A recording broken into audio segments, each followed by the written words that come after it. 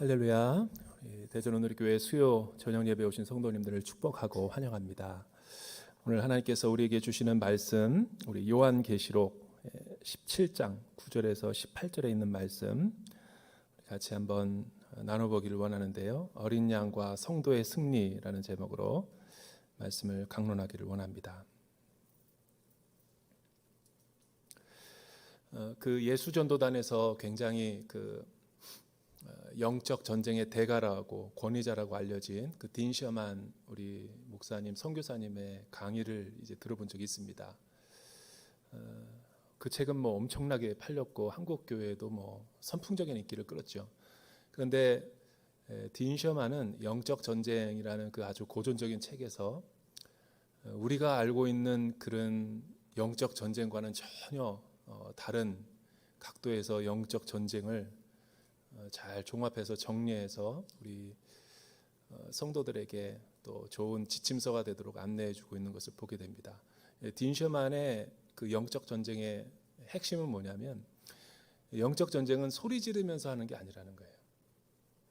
우리는 교회에서 영적 전쟁한다 그러면 축사하고 귀신 내쫓고 막 어떤 뜨거운 방언 기도하면서 막 그렇게 내쫓지만 딘 셔만에 있어서 영적 전쟁의 가장 핵심은 뭐냐면 그 원수의 세력 그리고 그 주적의 개념을 명확히 알아야지 영적 전쟁을 올바르게 할 수 있다라는 거예요. 그거는 영적 전쟁이 무엇인가를 공부하면 공부할수록 굉장히 핵심적인 내용이라고 하지 않을 수가 없습니다. 그러니까 우리가 알고 있는 영적 전쟁과는 굉장히 사뭇 다르죠.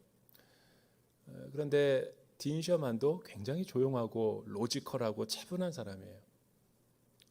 그러면서 이 책에서 오늘날 이 시대 특히 이제 도시를 거점으로 해서 사탄 마귀가 어떻게 전략적인 거점 지역을 또아리를 틀면서 그곳에 기생하면서 어떻게 공중 권세를 가지고 수많은 사람들을 미혹해서 자기들의 졸개로 만들고 또 이 세상을 악한 구도로 몰아가고 있는가, 그거를 굉장히 분별하고 식별하고 논리적으로 잘 정리를 해놨죠. 여러분, 정치, 경제, 문화, 교육, 예술, 법조계 모든 분야에서 이 창조 세계 가운데서 이 타락한 천사인 사단은 하나님의 창조 질서를 반역하고 불순종하면서 본인이 주도가 돼서 정체를 드러내면서 많은 사람들에게 자신의 신분을 드러내면서 영적 전쟁을 하지 않는다는 거죠. 대리자를 세워서, 그러니까 사탄의 추종 세력 그리고 악한 자들을 이렇게 모아가지고 사람들을 통해 영적인 전쟁을 치르는 대리전이라는 거예요.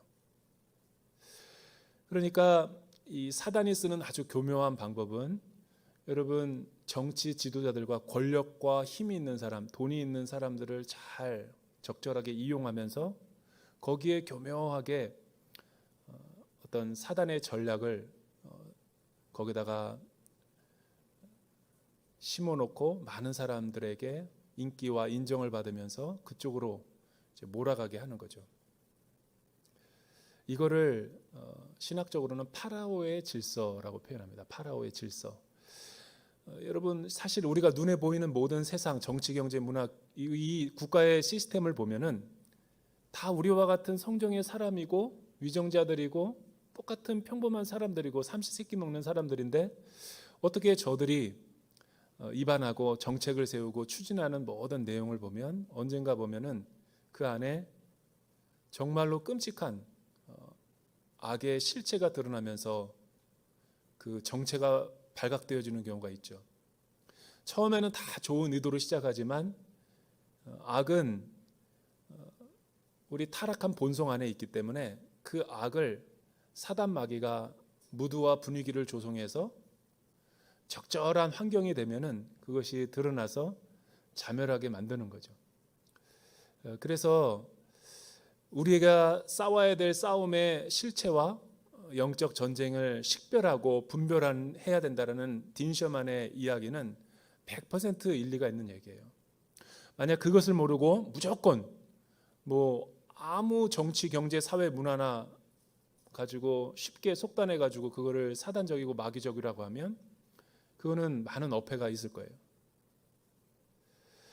파리 대왕이라고 그 1954년에 이제 노벨 문학상을 탄 이 윌리엄 골딩이라고 하는 사람이 파리 대왕이라는 소설을 써서 영화화도 됐죠. 여러분, 이 책의 내용이 뭐냐면 인간의 원죄와 인간의 본성이 얼마나 악한가를 성악설을 드러내고 있는 거예요. 어떻게 배가 난파돼 가지고 아주 때묻지 않은 순수한 이 초등학교 아주 순수한 어린 아이들이 무리들이 배가 난파가 돼서 무인도에 도달하게 되죠. 근데 그 무인도에서 살아남은 그 어린 아이들이 어떻게 때묻지 않은 자연 속에서 문명 사회가 발달되지 않은 곳에서 살아가는지를 전지적 작가 시점에서 관찰하는 거죠. 그런데 그 내용을 보면 가관이에요. 왜냐하면 정말 천진무구하고 놀이터에서 노는 아이들이 그 어떤 특별한 상황 가운데 들어가니까 자신의 실체와 정체를 그 속 사람에서 악이 드러나는데, 일단은 덩치가 큰 녀석이 거기서 이 보스 노릇을 하는 거죠. 벌써 서열이 딱 정해지고 정부가 구성이 되죠.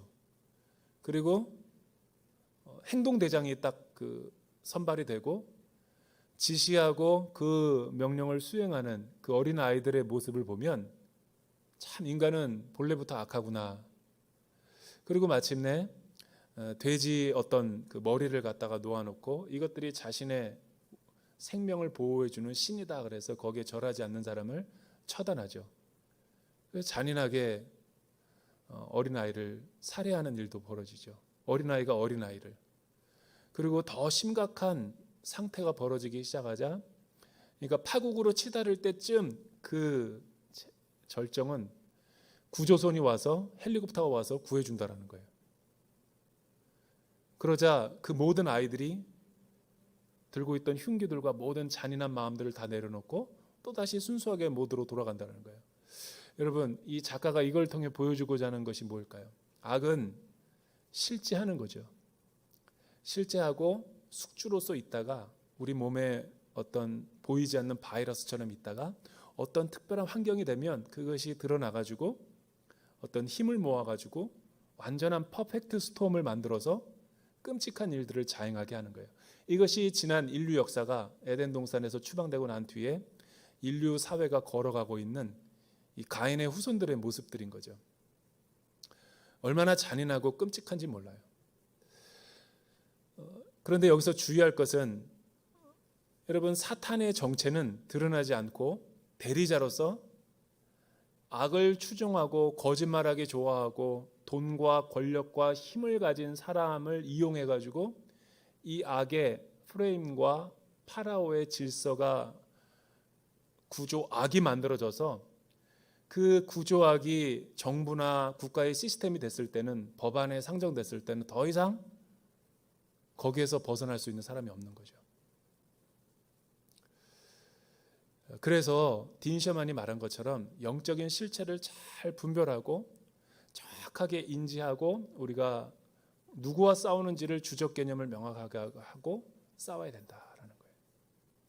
여러분, 원래 이 요한 반모섬에서 감옥에 갇혀서 이 소아시아 7교회의 목자가 죽을 운명에 처했었는데, 그가 이 로마 제국의 심각한 상황을 이 믿음의 눈으로 바라봤을 때 절체절명의 위기의 순간이었죠.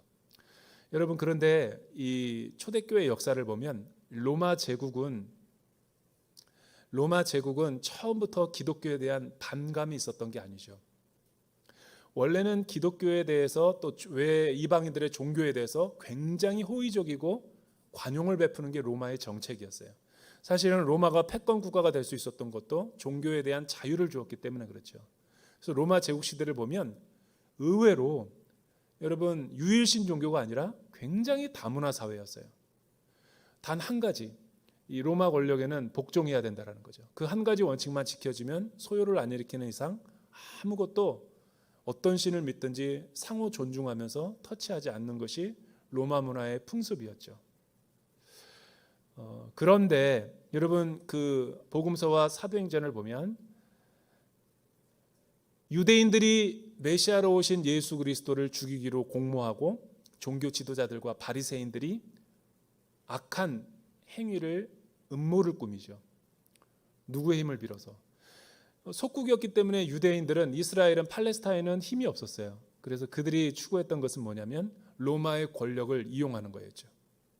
로마의 권력을 이용해서 사실은 나사렛 종파와 예수 그리스도를 믿는 제자들의 무리들을 없애버리고자 했던 거죠. 제일 먼저 나사렛 예수의 괴수였던 예수를 처단함으로써 그들의 꿈은 실현되는 듯 했어요.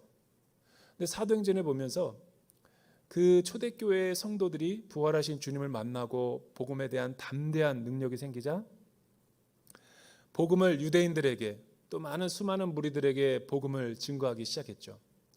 그때까지만 하더라도 로마 정부는 기독교에 대해서 반감이 있었던 게 아니죠. 똑같이 유대교나 기독교나 동방 종교나, 아니 이방 종교나 동방의 모든 오리엔탈 종교들에게 관용적으로 똑같이 대했죠. 그런데 유대교가 점점 악랄해지고 유대교가 반기독교적이 되면서 기독교를 저주하고 또 로마의 정치인들을, 분봉왕과 여러 가지 왕들을 갖다 교묘하게 정치적인 결탁을 하면서 갑자기 로마 제국에서 기독교의 입지가 좁아지게 됐죠. 그래서 로마 황제가 들어서게 되고, 로마서에서 보면 바울은 모든 권세자들에게 복종하라 이렇게 말합니다. 왜냐하면 그때는 로마 황제가 반신적이거나 반기독교적이지가 않았기 때문에 그래요. 오히려 복음을 전하는 데 더 유리했죠. 그래서 그렇게 말했지만 얼마 시간이 지나고 계시록에 오면 여기서 로마 황제는 더 이상 사람이 아니에요. 신의 아들. 그리고 모든 권력이 집중되면서 로마 황제 숭배를 강요했죠. 강요하고 거기서 예배드리지 않는 사람들을 다 잡아다가 죽이는 일이 벌어진 거예요. 그때부터 이 요한계시록은 로마 황제의 권위에 복종하지 말라고 하는 거죠. 이런 역사적인 시스템이 어떻게 만들어졌는가? 그래서 우리가 영적 전쟁을 잘 이해하고 실체를 알아야지 우리가 싸움을 승리할 수 있다라는 거죠. 여러분, 지금도 저는 이 로마 제국이 어떤 반기독교적이 돼가는 모습에 준하는 아주 위험한 상황이라고 봐요. 전체 여러 가지 역사의 흐름이라든가 보면 이제 미국 대통령 선거가 얼마 코앞에 안 남았는데 민주당과 공화당이 있죠. 근데 미국도 우리나라 못지않게 너무나 정치 위기를 경험하고 있어요. 왜냐하면 트럼프를 지지하는 세력이 50%, 민주당을, 바이든을 지지하는 투표가 50%. 그러니까 누가 되더라도 나라는 두동강이 되는 거예요. 그러니까 옛날만큼 힘이 없는 거죠. 그리고 그들이 정책적으로 내놓는 법안들을 보면 그 어느 것도 기독교적이거나 우리에게 우호적인 게 하나도 없어요. 그리고 개인적으로, 윤리적으로 봐도 두 사람이 누가 더 좋고 나쁜지를 뽑을 수가 없어요. 누가 덜 나쁘고 누가 좀 더 나쁜 놈인가, 그렇게 투표할 수밖에 없는 거죠. 이게 우리의 딜레마 아니에요. 우리 한국도 마찬가지예요. 반반. 투표가 되면은 고민이에요. 기독교인들도 반반. 그러니까 이게 굉장히 나쁜 메커니즘 시스템이죠. 사람은 권력을 갖기 전까지는 아첨하고 막 사람들에게 한 표라도 더 얻기 위해서 모든 종교인들의 표를 다 모은 다음에 일단 권력을 잡은 다음에는 변질되죠. 이게 기독교 역사 가운데 나타났던, 언제나 반복됐던 이 역사의 패턴이자 루틴이에요. 그래서 믿는 자들이 깨어있지 않고 정말 모니터링하지 않으면 우리도 어떻게 주권이 넘어갈지 모르는 아주 위태로운 풍전등화의 시기라는 거죠. 여러분, 지금 우리는 요한계시록 막바지로 치닫고 있어요. 이제 주님이 오십니다. 언제? 19장이 오면 오십니다. 이 18장까지는 16장, 17장, 18장까지는 하나님을 미워하고 하나님을 주권을 인정하지 않는 이 세상의 모든 권력의 총집합체라고 하는 바벨론의 멸망에 대해서 묘사하고 있는 거죠. 이 세상의 천하를 호령하고 강력한 아주 기독교인들을 탄압하고 하나님을 미워하고 증오하는 그 세력들을 바벨론이라고 상징화한 거예요. 그러니까 16, 17, 18장까지는 요한이 이 바벨론의 거대한 세력이 큰 성 바벨론이 어떻게 무너져 갔는지를 아주 디테일하고 세밀하게 묘사하는 거예요. 그리고 19장에 오면 백마를 탄 우리 주님이 다시 한번 세컨드 커밍으로 재림하시는 거죠. 그리고 믿는 자들을 위로하시고 거룩한 신부로 정결한 믿음을 지켰던 믿음의 사람들을 위로하고 새하늘과 새 땅으로 우리를 인도하시는 모습이 나와요. 그리고 천년왕국이 임하고 21장, 22장에는 새하늘과 새 땅이 도래하면서 인류의 창조, 타락, 구원, 회복의 역사는 마무리가 되는 거죠. 오늘 저와 여러분이 주목해야 될 이 바벨론에 대한 말씀이 어떤 주의 음성이 있는가를 한번 살펴보기를 원합니다. 여러분 9절서부터 13절 말씀 저희가 한번 같이 읽어볼까요? 9절에서 13절 말씀 크게 한번 읽어보죠. 시작. 여기에 지혜의 마음이 요구된다. 7 머리는 큰 여자가 앉아있는 7 산이며 또한 그것들은 7 왕이다. 5 왕은 이미 멸망했으나 하나는 지금 있고 나머지 하나는 아직 나타나지 않았다. 그가 올 때는 반드시 잠시 동안만 있을 것이다. 전에 있었다가 지금은 없는 그 짐승 자신은 8번째 왕이다. 그는 7 왕들로부터 나와 멸망으로 들어갈 것이다. 또 내가 본 10뿔은 열왕인데 그들은 아직 나라를 받지 않았지만 그 짐승과 함께 한동안 왕들처럼 권세를 받을 것이다. 그들은 한 마음을 가지고 그들의 능력과 권세를 그 짐승에게 줄 것이다. 굉장히 이 묵시문학적이고 또 상징화된 언어들로 은유적으로 표현되어 있어요. 그래서 이거를 자세히 역사적인 맥락에서 분석하지 않으면 우리는 세대주의자들처럼 시한부 종말론주의자들처럼 잘못 호도하거나 몰아가는 억지 해석을 하는 경우가 많아요. 여러분 우리가 이 요한계시록을 개혁주의 전통에서 쭉 해석하는 원리를 제가 계속 반복하고 있죠. 우리 종교개혁자들과 개혁교회 전통에서는 요한계시록을 첫째로는 먼저 이 요한계시록은 우리들을 위해서 쓰여진 책이 아니라 1세기 요한의 반모섬과 소아시아 7교회에게 수신자로 기록된 성서라는 걸 잊어서는 안 돼요. 이 맥락을 무시하고 역사적인 맥락을 무시하고 2000년의 역사를 건너뛰어가지고 오늘날 우리 시대에 일어나고 있는 어떤 우크라이나 전쟁, 베리칩 어떤 이런 종말론적인 현상들을 자꾸만 갖다 대기 시작하면 끝이 없어요. 그렇게 해석은 하면 안 되죠. 여기서 말하는 이 지금 문화적이고 역사적인 배경은 로마 제국에서 나타나는 반모섬에서 그 일들을 로마의 문화를 역사를 배경으로 해서 요한이 하나님의 음성을 듣고 기록하는 거죠. 그래서 다 역사적인 문화의 배경이 로마 시대 때를 배경으로 하잖아요.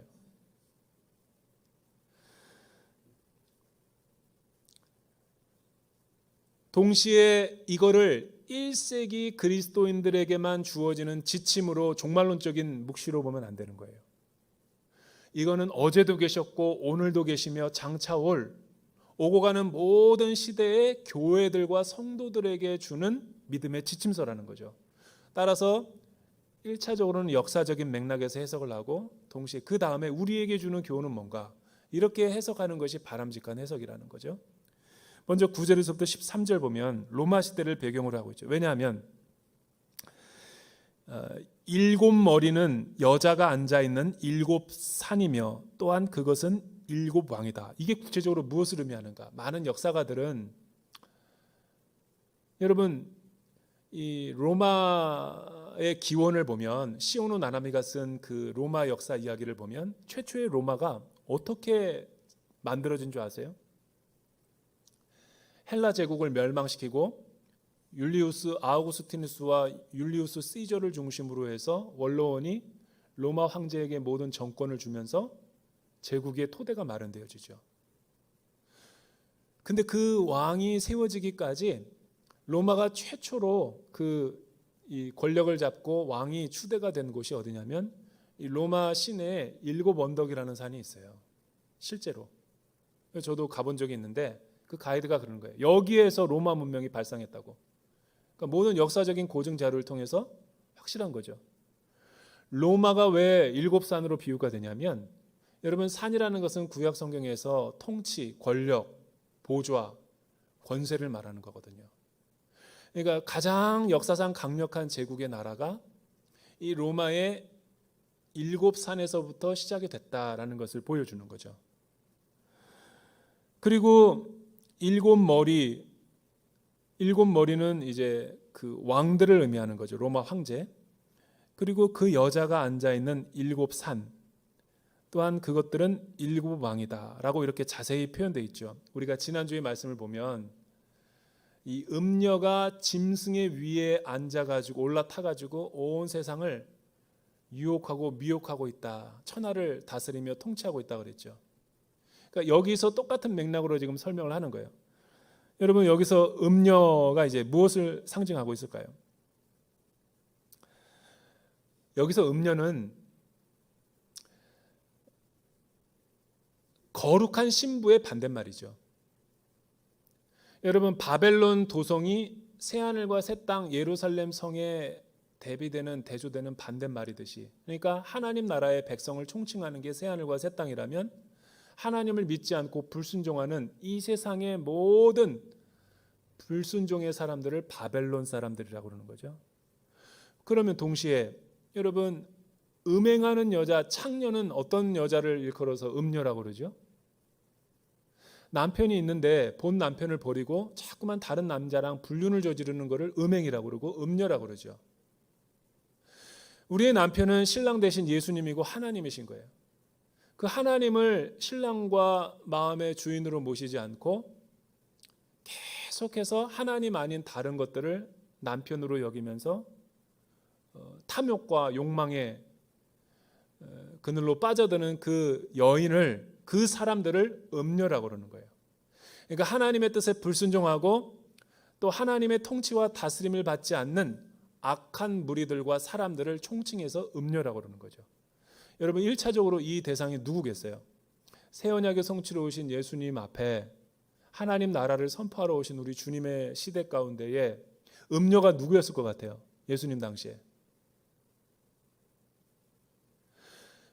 예수님을 하나님의 아들로 인정하지 않는 종교 지도자들과 바리새인들, 부패한 유대교와 이스라엘이죠. 타락한 이스라엘. 배교와 하나님의 뜻을 저버리고 세속화된 이 유대교와 이스라엘을 음녀라고 그러는 거예요. 이 음녀가 어디에 올라탔어요? 짐승. 짐승은 두 가지 의미가 있죠. 하나는 로마, 이 당시에 가장 돈과 권력과 모든 것에 나쁜 이 영향을 미치고 있는 로마 제국의 어떤 권세 있는 자를 말하는 거죠. 그리고 사탄이, 이 짐승은 사탄을 말하는 게 아니에요. 때로는 사탄으로 쓰일 수도 있지만 아까 전에 말했지만 왕과 위정자들과 권세자들을 투사시켜서 그들을 대리자로 해서 눈에 보이는 세계에서 활동하게 하잖아요. 누가? 저와 여러분 같은 사람이. 거짓말하고 나쁜 짓 하고 하나님의 뜻을 불순종하는 사람들이 짐승이죠.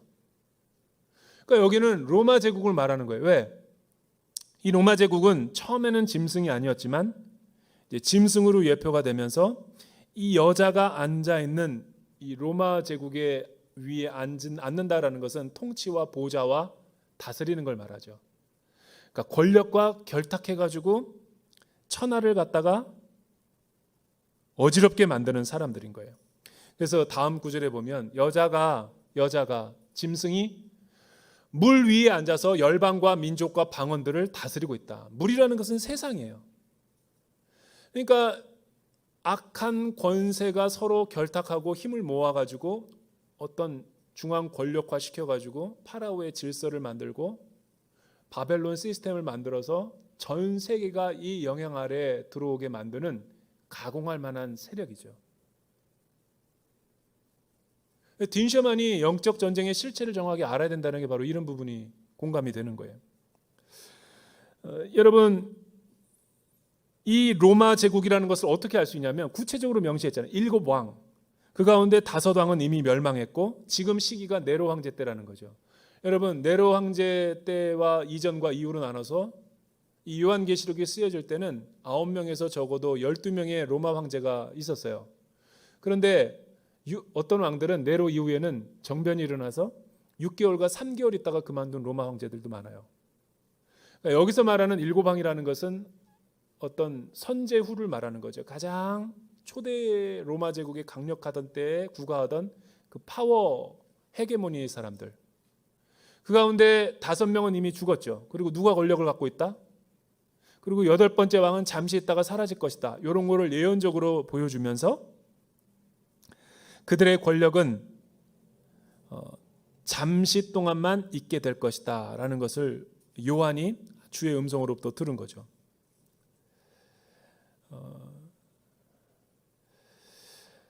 그리고 또 12절과 13절에 보면 여기까지는 이제 로마 제국을 정리할 수 있어요. 그런데 갑자기 또 나오는 건 뭐냐면 열뿔은 뭐고 열왕은 뭔가.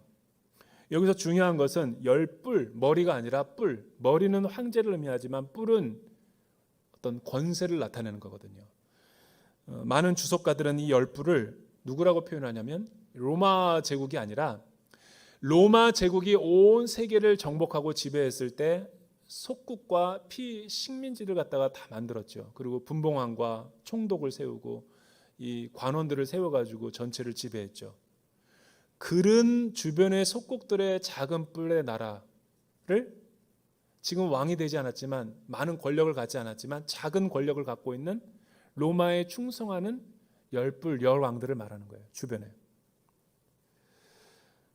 그래서 그들은 아직 나라를 받지 않았고 그 짐승과 함께 한동안 왕들처럼 권세를 받을 것이다.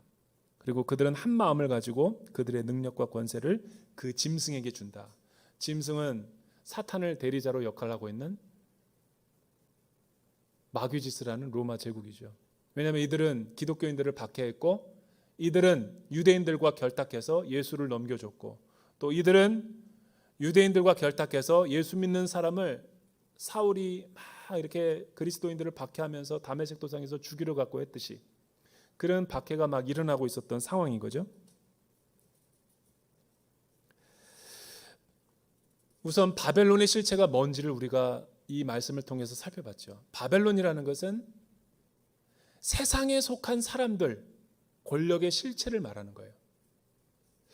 여러분, 이 바벨론의 시스템과 질서 안에 들어오게 되면 일단은 권력을 쟁취하게 되면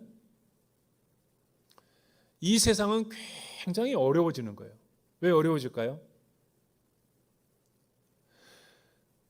잘못된 일을 하고 있는데도 말을 할 수 없어요. 나쁜 짓을 사탄의 일이면서도 동조하게 돼요. 예를 들어 볼까요? 미국에는 총기 사고가 참 많이 나요. 그러니까 제가 상식적으로 이해가 안 되는 게 저렇게 많은 무고한 학생들과 무고한 시민들이 죽게 되면 웬만하면 우리나라 정서 같으면 당장 여론이 들끓어서 총기 규제하고 불법화 시킬 거예요. 그죠? 미국은 안 그래요. 왜 그런지 우리 강정문 목사님만 알아요. 미국에서 대학교를 다녔기 때문에. 이유가 뭔지 아세요? 돈 때문에 그런 거죠. 여러분, 정치인들의 이 총기 사업을 하고 있는 사람들이 얼마나 많은 로비를 하는지 몰라요. 얼마나 많은 정치 헌금을 갖다 주는지 몰라요. 그래서 대통령이라 할지라도 대통령을 떨어뜨릴 수 있는 권력이 나오는 거죠. 그러니까 대통령이라도 총기 규제를 못 한다는 거예요. 여러분, 잘못된 줄 알면서도 못 고치는 형국. 이게 바벨론의 질서 시스템이라는 거죠. 이제 동성애도 마찬가지일 거예요. 동성애도 이제 이게 점점 심화되잖아요. 그러면 이제 무뎌지고 감각이 둔해지면서 이제 거리를 막 활보하게 되고 정상이들처럼 활동하게 될 거죠. 그때 우리는 아무리 큰 소리 쳐도 소용없어요. 여러분이 다 결혼해서 자녀들 낳고 친구 집에 갔더니 친구네 엄마 아빠가 둘 다 남자야. 그런데 친구랑 안 놀 수도 없어. 학원도 같이 갈 수 없어. 베스트 프렌드인데. 엄마는 놀지 마라 라고 말하지만 소용없죠. 소용없어요. 그렇게 된다는 거예요. 바벨론 시스템이.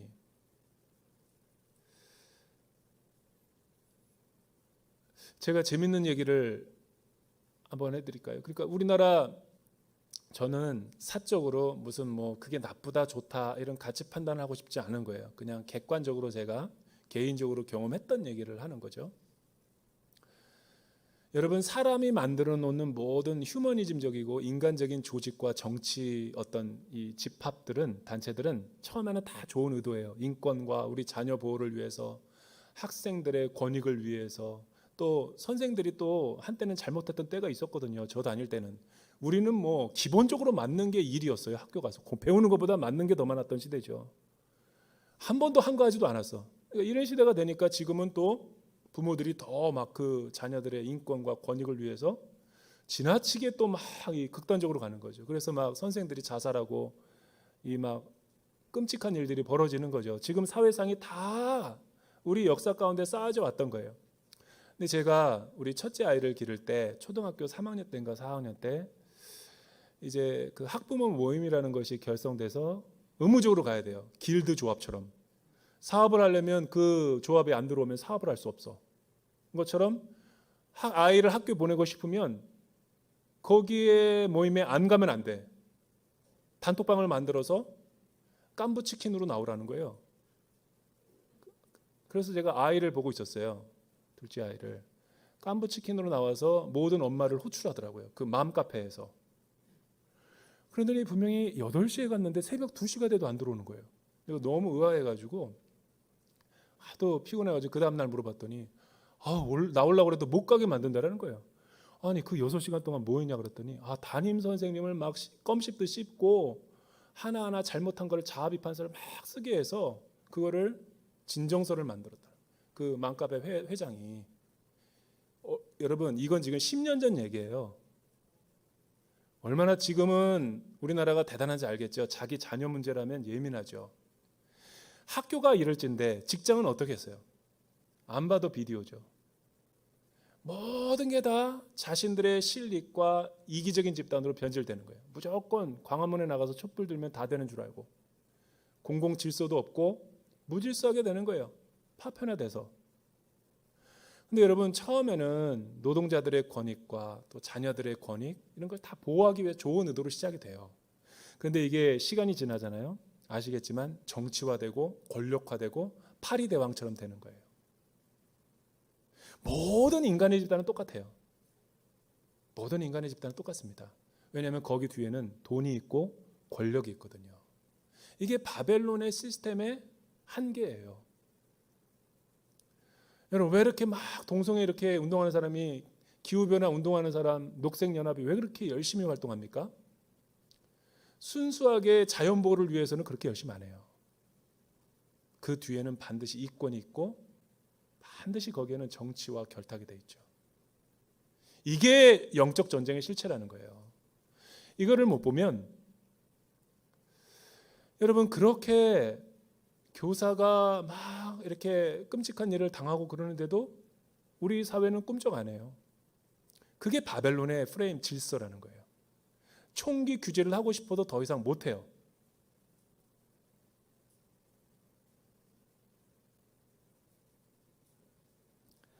예수 믿는 사람은 그러면 안 되죠. 선한 데는 지혜롭고 악한 데는 미련하듯이 정확하게 이게 하나님으로부터 온 것인가 영적이지 않은 것인가를 분별해야죠. 왜? 분별해야지만 아군인지 적인지 알고 싸우니까. 아무데나 총구를 들이댈 수는 없잖아요.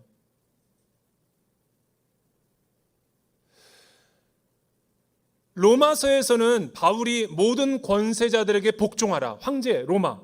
복음에 유익하니까. 그러나 계시록에 오면 로마 황제를 강조하니까 보이콧하고 투쟁해야 된다 라고 나오잖아요. 달라지는 거죠. 바벨론은. 우리 시대도 마찬가지예요. 우리 시대도 마찬가지죠.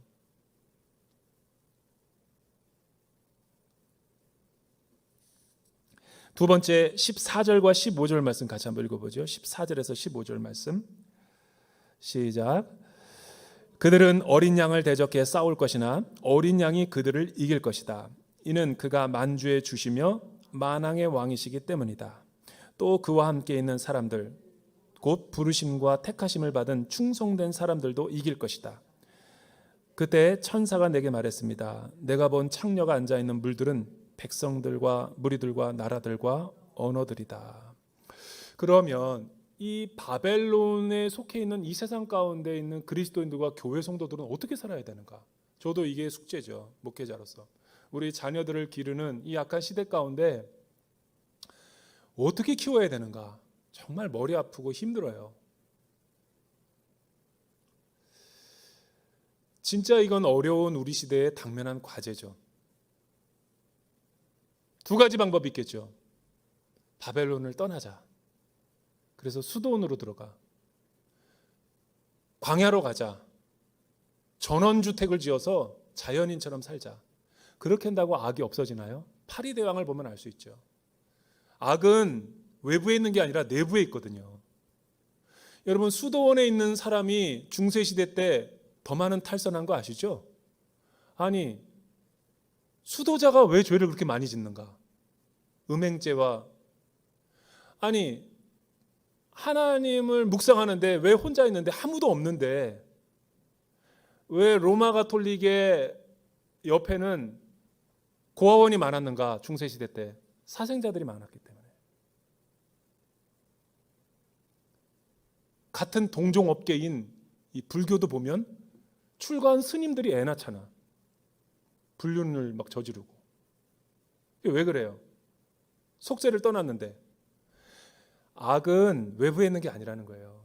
여러분, 수도한다고 거기서 금욕한다고 거기서 죄가 없어지나? 그러면 다 금욕주의자가 됐지. 금욕주의자가 될수록 더 죄가 틈탄다니까요. 외로우니까.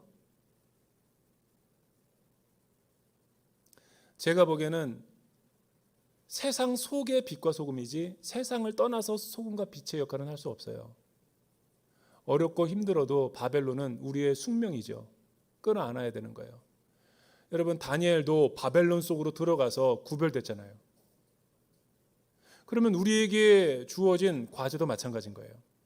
근데 우리의 문제는 뭐냐면 이 바벨론과 영적 전쟁을 하려고 할 때 하나님적인 방법이 아니라, 예수님이 보여준 방법이 아니라 똑같이 세상과 같은 방법과 힘과 정치를 이용해 가지고 투쟁하려고 그러니까 문제인 거예요. 이러니까 다 선교도 안 되고 교회도 안 되고 다 떠나가는 거예요. 왜? 여러분, 교회가 성도들이 세상 사람들과 똑같이 힘을 자랑하고 정치 권력화해서 투쟁할 거면 왜 교회를 세웠어요? 그래서 욕먹는 거예요.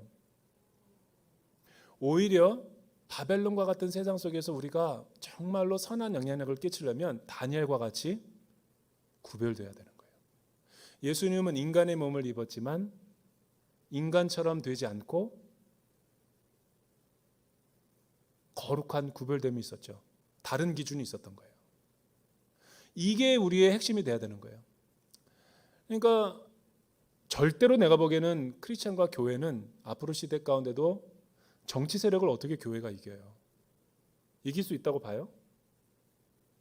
국가 시스템과 교회가 피켓 시위 된다고 이길 수 있을 것 같아요? 지연을 시켜도 마음 먹은 거는 절대로 지연 못 시킵니다. 왜냐하면 세상은 악하기 때문에. 그럼 우리의 방법은 뭔가? 우리는 예수님의 라이프 스타일, 구별되고 다니엘이 보여줬던 것처럼 세속 사회 가운데서도 매력적인 크리스천이 되어야 되는 거예요. 매력적이라는 것은 내가 복음의 정체성을 분명히 갖고 세상 속에 있지만 세상과 타협하지 않는 거죠. 마치 배는 어떻게 산에 있을 수가 있어요? 여러분, 배는 물에 있어야 돼요. 바다가 세상인 거예요. 바다에 배가 뜨지만 그 물이 배 안으로 들어오게 하면 안 돼요. 그게 정체성이죠. 근데 오늘날 교회와 성도들이 욕먹는 것은 바벨론과 영적 전쟁한다 그러면서 세상과 같이 똑같은 방법으로 투쟁을 하니까 되려 욕을 얻어먹는 거죠. 정당을 만들고 같이 막 그냥 폭력적인 시위하면서 입에 담지 못한 욕하면서. 그런데 여러분, 초대교회를 보면 초대교회는 끝까지 바벨론의 세상의 압력을 받으면서도 굴하지 않고 순결함을 유지했어요. 정체성을 유지했어요. 하나님을 의지했어요. 십자가처럼 초가 자신의 몸을 태우면서 빛을 발하듯이 세상에서 많은 고초와 고난과 역경과 어려움을 당하지만 인내했죠. 그것을 하나님의 때까지 일시적으로 바벨론 세력이 득세하게 만들고 하나님이 그들을 신원해 주기 위해서 이 땅 가운데 다시 오시는 거죠. 지금 보세요. 그 요한이 로마 제국에 처한 상황을 초대교인들도 다 지금 위태위태한 거예요.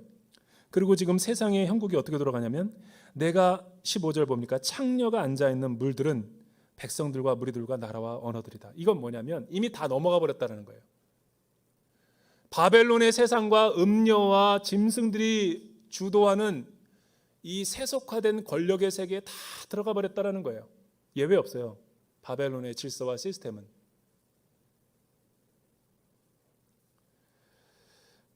그런데 희망이 뭔가? 그들이 바벨론이 어린 양을 대신해서 대적해서 싸울 것이지만 두려워하지 말 것은 어린 양이 그들을 이길 것이다. 그리고 그가 만주의 주이시고 만왕의 왕이시며 또 그와 함께 있는 우리의 고난받는 성도들, 부르심과 택하심을 입은 새 하늘과 새 땅, 새 예루살렘에 속한 모든 충성된 사람들과 함께 승리를 가져다 줄 것이다. 여러분, 얼마나 이게 위로와 소망입니까? 얼마나 위로와 소망이에요. 그러니까 지금 일시적으로 잘 되고 의기양양하고 자기가 하나님인 것처럼 떵떵거리는 바벨론을 좋아할 필요가 없어요. 세상을 그렇게 흠모할 필요가 없어요. 왜? 그들은 언젠가 어린 양에 의해서 심판당하고 멸망당할 것이기 때문에. 우리는 잠시 잠깐 당하는 고난이지만 끝까지 복음을 붙들고 주님을 따르면 하나님이 우리를 승리하게 하실 거라는 거죠.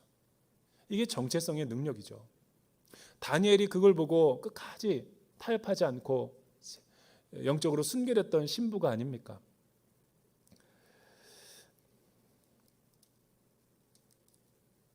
제가 최근에 어떤 그 강의를 하나 들었는데,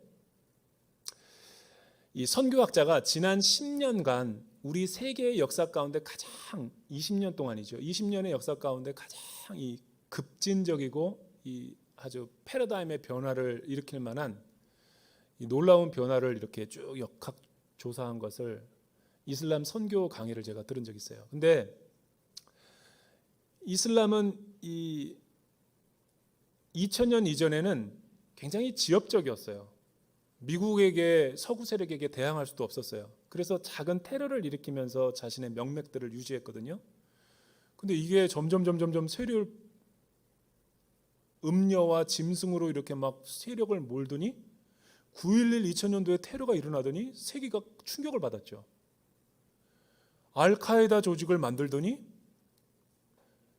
아랍의 봄이 오는가 싶더니 문명의 충돌이 오면서 또 무장 세력을 일으키더니 IS와 같은 극단적인 극이슬람 세력이 만들더니 전 세계를 공포에 몰아넣고 무차별 테러를 막 감행하고 뭐 어떤 대사관이든 타협에 여지하지 않고 막 파괴시키고 잔인하게 활동을 했죠.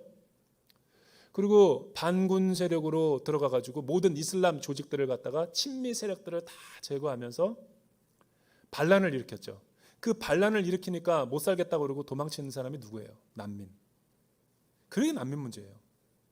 유럽에 우리나라는 지금 뭐 난민이 크게 뭐 이렇게 장차 난민 문제가 심각해질 거예요. 그러나 유럽을 가잖아요. 보통 문제가 아닙니다. 유럽은 전 유럽의 심각한 사회 문제가 되고 있어요. 왜냐하면 수백만씩 받아들였거든요. 인도주의적인 차원에서. 그래서 다 봉쇄를 했죠. 서구 잘 사는 나라들이. 그러니까 이들이 보트피플이 돼서 어디로 가요? 그리스 아니면 터키로 우회적으로 돌아갔죠. 터키가 국경을 열어주면 다 이제 동유럽으로 해서 엄청난 인원들이 쏟아져 와서 사회 문제가 되는 거예요. 그래서 유럽이 압력을 넣어가지고 터키에게 봉쇄하라고 그랬죠. 그리스도 봉쇄를 했죠. 그러니까 막 난민들이 수없이 죽어가잖아요. 유엔에서 허락하는 난민 지위를 얻기 위해서 정식 절차를 밟았는데도 이슬람이라는 이유만으로 엄청난 차별을 받으면서 고향도 잃고 국가도 잃고 가족도 잃어버리고 생명을 건 모험을 하는 거죠. 그런데 유럽과 터키가 이 정치적인 타결을 봤어요. 터키는 굉장히 이 제국을 이뤘던 나라여서 그런지 꽤 관대적이에요. 그리고 나라도 크고 물자도 풍부하고, 이 터키가 의외로 이슬람 국가지만 굉장히 이 스케일이 커요. 그래서 정치적인 기술도 뛰어나고, 그러니까 유럽을 대상으로 해서 오케이, 우리가 유럽으로 못 들어가게 봉쇄하겠다. 그 대신 돈을 달라. 그래서 실익을 챙기죠. 엄청난 유로와 달러를 받아요, 터키가. 그리고 난민촌을 만들어주죠. 그리고 유럽의 목소리가 커져요, 터키는. 그러니까 항상 유럽은 이렇게 우리나라처럼 정치하지 않아요. 할 소리 하고 막. 그리스도 마찬가지죠. 시리아나 레바논은, 그리스는 절대 난민들 안 받습니다. 물에 빠져 죽는 한이 있더라도 받지 않아요. 사회 문제가 일어나기 때문에. 그래서 시리아와 레바논은 고작 해봤자 500만도 안 되는 작은 나라입니다. 근데 난민들이 들어올 때는 200만 명, 300만 명씩 들어오니까 사회적인 문제가 되죠. 만약 그들에게 난민 지위를 합법적으로 주게 되면, 시리아나 레바논의 시민권을 주게 되면, 영주권을 주게 되면 이거는 일자리도 잃어버리고 대혼란이 일어나는 거예요. 같은 무슬림 국가지만 허용을 할 수 없는 거예요. 그래서 엄청나게 많은 난민들이 학대를 받고 죽어가는 거예요.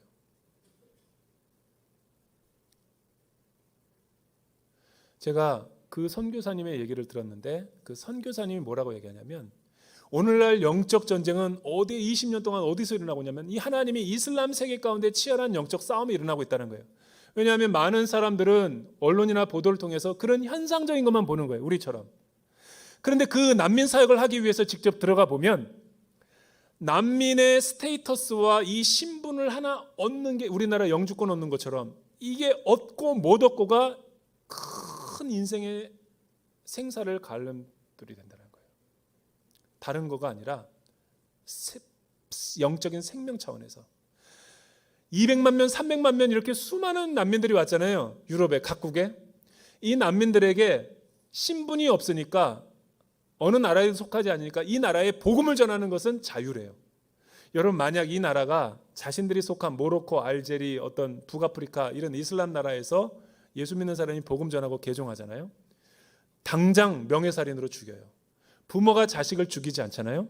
마을 사람들이 가족을 몰살시키는 게 합법화된 게 무슬림 지역이에요. 그런데 이 난민으로 오니까 200만 명, 300만 명 되는데 황금 어장인 거예요. 마음대로 복음을 전해도 추수하는 거예요. 엄청난 막 사람들이 복음을 영접하는 거예요. 여러분, 3, 40년 복음 전에도 모슬렘 지역에서는 한두 명 회심시킬까 말까가 이런 이슬람의 종주국이에요. 난민촌에서는. 그러나 난민 지위가 아닌 사람들에게, 난민이 왔지만 지금 시리아, 레바논의 영주권을 받은 사람, 터키 영주권을 받은 사람들에게는 복음 증거하면 똑같이 명예살인 당해요. 뭘 얘기하는 거예요? 빵의 문제가 아니라는 거죠. 정사와 건세와 이 어둠에 있는 세상의 주관자들의 문제라는 거죠.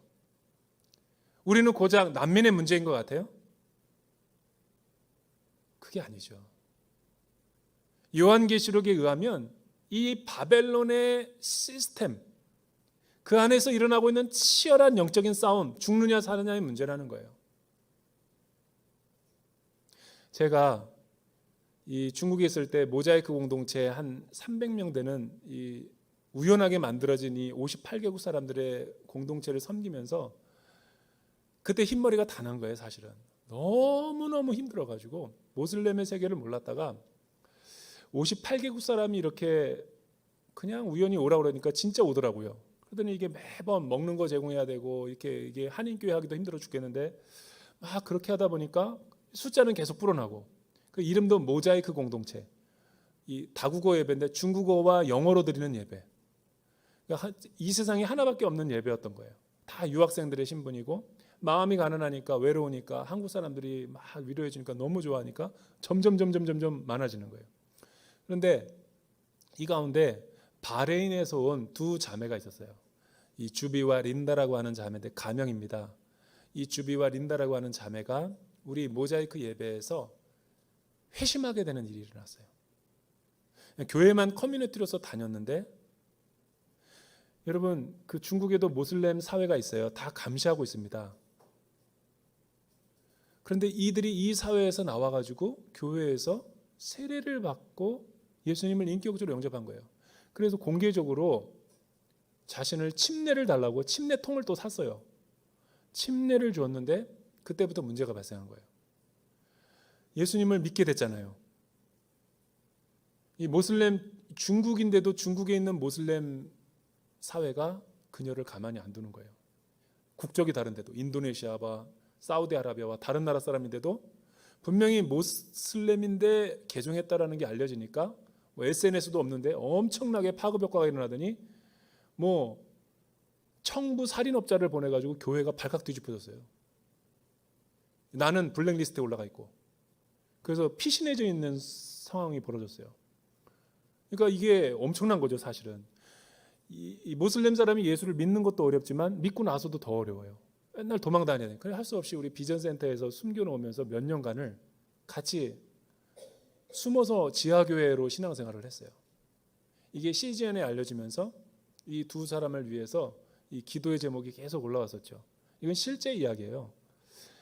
야, 근데 그때 이 새로운 영적 세계를 알게 됐죠. 이게 정말 치열한 영적 싸움이구나. 우리야 이렇게 자유롭게 예수 믿고 뭐 복음 전하지만 어느 날 바벨론의 시스템 안에서는 이런 무서운 시대가 올 수도 있겠구나. 그래서 회심하기가 어렵고 선교사님들이 40년 선교를 해도 한두 사람의 회심을 하기가 어려운 게 그거죠. 예수 믿어도 어려워요. 공동체가 없으니까. 혼자 어떻게 신앙생활해?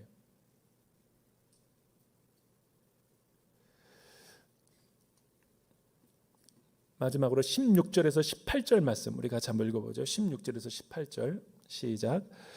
또 내가 본 이 열불과 짐승은 그 창녀를 미워해 그녀를 파멸시키고 발가벗기며 그녀의 살을 먹고 불살라 버릴 것이다. 이는 하나님께서 하나님의 말씀들이 성취될 때까지 그들의 마음에 그분의 뜻을 행할 마음을 주셔서 한 뜻을 이루게 하시고 그들의 나라를 그 짐승에게 바치도록 하셨기 때문입니다. 내가 또 본 여자는 땅의 왕들을 다스리는 권세를 가진 큰 도성이다. 여러분 이제 마무리를 하면서 더 어린 양에 의해서 그 바벨론의 세력이 권세가 하나님의 때까지 또 어린 양이 승리했기 때문에 얼마 못 가는 거예요. 그런데 더 위로와 소망이 되는 것은 요한에게 큰 위로가 됐던 것은 악이 득세하고 바벨론의 파워와 헤게모니가 이 세계를 음녀처럼 전 세계를 갖다가 호령하면서 통치하고 있는 것 같지만 그것도 다 한시적이라는 거예요. 일시적이고. 왜냐하면 하나님의 절대 주권 하에 하나님이 하나님의 영혼들을 선택한 사람들을 구원하기 위해서 이 악인들도 하나님이 사용하고 있겠다라는 것을 오늘 말씀이 그렇게 정해주는 거죠. 여기서 우리에게 주는 위로가 무엇인가요? 이 바벨론의 권력도 악인들의 권력도 한시적이라는 거. 그게 어떻게 알 수 있냐면 여러분 하나님께서 상한 갈대를 꺾지 아니하시고 꺼져가는 심지에 불을 끄지 아니하기까지가 이런 평온한 상태지 만약에 7인과 7나팔과 7대접이 어디를 향해 가고 있어요? 구속사에서 바벨론의 멸망에 가고 있는 거예요. 바벨론의 도성을 멸망시키는 게 궁극적인 목표인 거죠. 영적 전쟁에서. 그 일을 누가 하고 있냐면 예수 그리스도의 어린 양과 십자가가 그리고 그에게 모든 나라의 권세를 바치기까지 전권을 넘겨주신 그 예수님에 의해서 이루어지지만 그 절대 주권은 하나님이 갖고 있고 그 하나님이 만약 상한 갈대를 꺾는 그때가 되거나 꺼져가는 심지에 불을 끄기로 결정하는 때가 오면 악인들은 어떻게 되는가? 공소시효가 끝나버려요. 악인들에 의해서 자중질환에서 멸망당하는 거예요. 악은 스스로의 모순에 의해서 무너지는 거예요. 어떻게 할 수 있냐면 이거죠. 불순종하는 그 타락한 유대교가 짐승인 바벨론 이 로마 제국의 왕들과 정치적으로 결탁해서 믿는 자들을 박해하고 있었는데 갑자기 짐승과 또 여러 작은 뿔들의 왕들이 일어나더니 마음이 왜 변했는지는 모르지만 고레스의 왕을 움직이고 느부갓네살의 왕을 패하시고 바로를 무너뜨리는 그 절대 주권의 하나님이 이 하나님의 사인을 주니까 7 대접이 부어지는 그 순간 갑자기 이용할 가치가 다 끝났다 그러더니 이 짐승이 로마의 세력들이 갑자기 유대교를 다 몰살시켜버리는 거예요. 큰 성을 무너뜨려 버린 거예요. 이게 뭐죠? AD 70년에 타이투스 장군에 의해서 예루살렘 성이 완전히 무너져 버렸잖아요. 여기서 우리가 알 수 있는 중요한 내용이 하나 있어요. 그래서 우리는 하나님만 바라고 하나님만 의지하는 거예요. 악은 스스로 무너지는 거예요. 잠시 고난을 받지만 의인들은 인내하면 되는 거예요. 역사적으로 모든 악의 화신들이 다 그랬어요. 스탈린이 그랬고 히틀러가 그렇게 무너졌고 네로가 그렇게 무너졌고 뭐 열왕들이 그렇게 무너지지 않은 사례가 없어요. 오늘날도 마찬가지죠. 오늘날도 마찬가지죠. 여러분 북한 정권이 무너지는 것은 한순간입니다. 한순간이에요. 이를 위해서 우리가 뭘 해야 돼요? 영적 전쟁은 어디를 가야 되는 거예요? 이를 위해서 기도해야 되는 거죠. 하나님을 바라보고 하나님의 줄권 의지하며 하나님을 의지하면서 전쟁은 하나님께 속했다라고 우리가 자꾸만 선포하고 세상적인 방법으로 싸우려고 하지 말고 정확하게 분별하고 그러나 정확하게 식별은하고 정확하게 정보는 줘야죠. 차별금지법이 왜 나쁜가? 동성애가 왜 나쁜가? 낙태가 왜 나쁜가? 이런 정보를 공유해야죠. 그리고 각계각층에서 들어가서 조용히 세상을 변화시키는 혁명을 일으킨다든가 아니면 교회가 하나님의 신실함으로 끝까지 복음의 정체성을 잃어버리지 않고 매력적인 삶을 계속 보여주면 동성애자들이 아마 교회에 찾아올 거예요. 아, 이거 죄를 져봤더니 재미가 없다. 나도 좀 이제 회개하고 좀 새롭게 살고 싶다. 예, 그렇게 해서 회심하는 거죠. 동성애자의 대부인 이오나 목사님이 동성애 최초의 회심 목사죠. 돌아가시기 전에 그 책을 썼어요. 동성애자의 양심 고백. 잘 나가던 이태원의 호스트바였고 그분이 동경에서 목사 안수를 받고 돌아가시기 전까지 동성애가 왜 허구인지를 다 폭로하는 책을 썼어요. 나 같은 사람도 목사가 될 수 있다. 그거죠. 기독교인들이 매력적이게 보인 거예요. 그게 우리의 영적 전쟁의 모토가 되어야 된다는 거예요. 아멘.